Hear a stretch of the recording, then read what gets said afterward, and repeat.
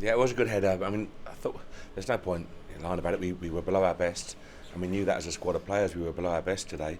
But we were patient. We kept on pushing. In the crowd were getting a little bit nervous, I think, and the expectations obviously there. The second half, we kept on moving it. We just lacked a little bit of belief and quality in that final third, but they kept on doing the right things. And we spoke in there about players maybe trying too hard. But we kept on doing the right things. Great quality ball from Tav, great run from Billy, and good technique to finish as well. So great for the players. The crowd, obviously, it's a big result, it's a big 3 points, and to come that late in the game is fantastic. As a winger, we all know what Billy can do in the wider areas of the park, but I'm sure you didn't expect to maybe see him score his first goal with his head like that. No, it's difficult for him because we put a lot of emphasis on our wingers and our full-backs and maintaining shape and good geography on the pitch, etc. So it first came in as that time to even we spoke through, but obviously you saw him coming in, and I looked up as the ball came to the tab. I'm looking for naturally for our width, which wasn't there. But then you say his timing of his run was very good, his technique to finish, his eye for goal was very good, and delighted for him. How pleasing is it for you that the likes of Harry Forrester, Billy King, and then obviously Gideon came on as well at the end and had an impact in the game? Yeah, we lost two players today. Two players who have been sort of mainstays in terms of midfield. But Dean Shields and Nicky Law came in and put a shift in.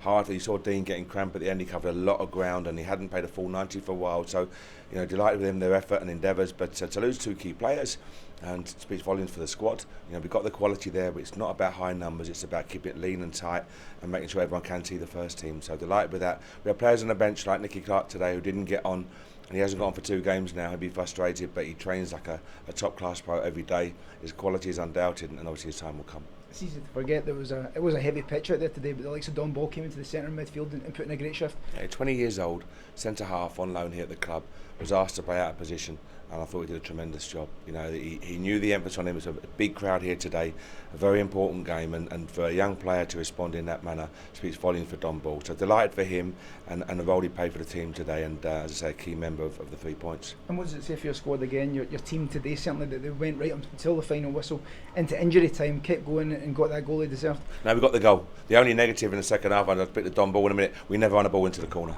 We never ever do that, and I saw him do it right at the end. I was running down the touchline myself to tell him, but no, it tells you that they're fit, their hunger, their desires there. We knew, as I say, right at the start, we weren't at our best today, but sometimes you do win ugly, and there are big 3 points today, and if you can win when you're not quite at your best, it speaks volumes about the desire and the commitment of the squad. I'm sure a lot of people in the media today were writing that this was the first time the Rangers had failed to score a goal in a competitive game under yourself.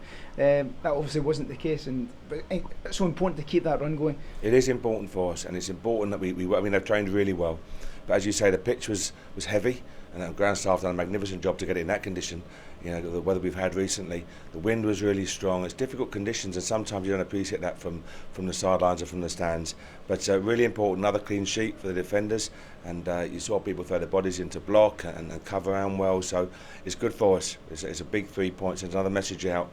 We now move a gap between ourselves and Falkirk, and we look forward to Tuesday night and Wraith. And of course, a wee bit of credit has to go to Falkirk. Of course, they put in a resilient performance today, well organised the game, but as you say, you managed to break them down in the end. We knew that. I said before, I said in our press conference last week, Peter, expertly manages, they're well organised, they're disciplined, they have quality, they have danger, they can hit you, and we had to know that we knew before kick-off it'd be a very tough test today. So great to come through, great to get the clean sheet, delighted with the 3 points. Of course, you'll now have a break from Championship due to go into the Kilmarnock game next weekend. It's a big game and one I'm sure the team's looking forward to now. It is, but Tuesday night is all we worry about right now. That's the only emphasis is Tuesday night. So if we can get another 3 points, go there, prepare well, train well, deliver another good performance, get 3 points on the board, I hope, and then we can focus on the cup from there. And we're coming to the closure of the transfer window, of course. I've got to ask you about that. Is there any further forward in terms of bringing boys in? We're still working, so let's see how the next 24, 48 hours goes. Time is running short, but a lot of work's going on in the background, so if it's successful, all well and good. If it's not, I'm delighted with the squad we got.